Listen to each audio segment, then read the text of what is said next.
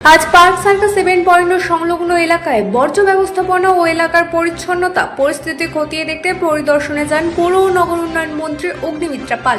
পরিদর্শনের সময় তিনি সংশ্লিষ্ট কর্তৃপক্ষকে নির্দেশ দেন গোটা এলাকায় পর্যাপ্ত সংখ্যক ময়লার পাত্র বা ডাস্টবিনের ব্যবস্থা করতে এবং সেগুলির নিয়মিত রক্ষণাবেক্ষণ নিশ্চিত করতে। পাশাপাশি এলাকার পরিবেশ পরিষ্কার পরিচ্ছন্ন রাখার পাশাপাশি সৌন্দর্যায়নের উপরও জোর দেন তিনি। মন্ত্রী স্পষ্ট জানিয়ে দেন, ইচ্ছাকৃতভাবে যেখানে সেখানে আবর্জনা ফেলা বা জনসাধারণের স্থান নোংরা করলে সংশ্লিষ্টদের বিরুদ্ধে কঠোর ব্যবস্থা নেওয়া হবে, প্রয়োজনে জরিমানাও করা হবে। Bureau report, Raat Din news network. তুলে নিয়ে যাব। দাঁড়াও দিদি, দাঁড়াও যাবো রেডি দিদি।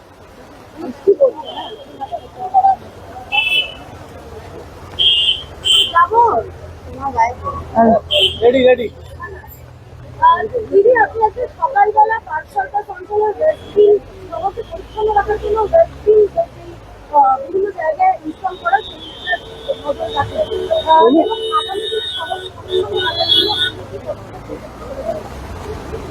আজকে সকালে কলকাতা শহর এবং আমাদের এই সাউথ ক্যালকাটার যে জায়গাটা 7 পয়েন্ট কানেক্টেড থেকে শুরু করে বিভিন্ন রাস্তায় আমরা ডাস্টবিন রাখছি। ডাস্টবিনটা দিয়েছেন আমাদের প্যাটার্ন কোম্পানি মিস্টার সঞ্জয় বুদিয়া, আর আপনারাও সঙ্গে ছিলেন। বিভিন্ন জায়গায় ডাস্টবিন গুলো রাখছি কারণ 1 তারিখ থেকে ফাইন শুরু হবে। এবার যদি রাস্তায় ময়লা ফেলার জন্য যদি ফাইন দিই তাহলে ডাস্টবিনের দরকার না, তো লোকে বলবে যে ডাস্টবিন নেই, ফেলবো কোথায়। তাই জন্য চেষ্টা করছি যতটা সম্ভব কভার করা।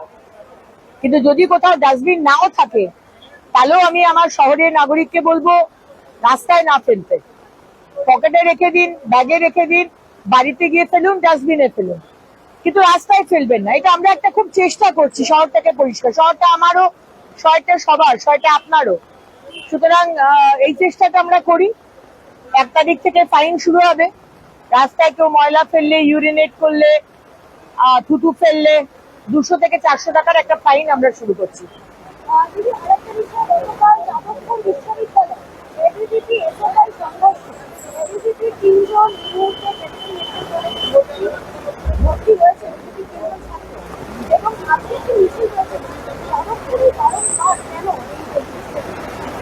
যাদবপুর ইউনিভার্সিটির মতো কিছু কিছু ইউনিভার্সিটি আমরা আগেও দেখেছি, আমিও কয়েক বছর আগে গিয়েছিলাম, সেখানে আলট্রা লেফট স্টুডেন্টসরা আক্রমণ করেছিল।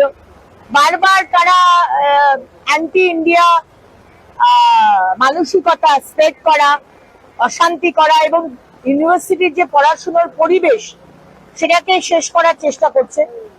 আমরা ইউনিভার্সিটিতে কোনো অশান্ত করতে চাই না। ইউনিভার্সিটিতে পড়াশোনা ঠিক মতো হোক, সমস্ত অসুবিধা সমাধান যাতে করতে পারি সেটা সরকার দেখে নেবেন, আমাদের মন্ত্রীরা রয়েছেন তারা দেখে নেবেন। কিন্তু এইভাবে রাজনীতি কলেজে, স্কুলে, ইউনিভার্সিটি ঢুকিয়ে আগের সরকারদের মতো অশান্ত করতে দেব না।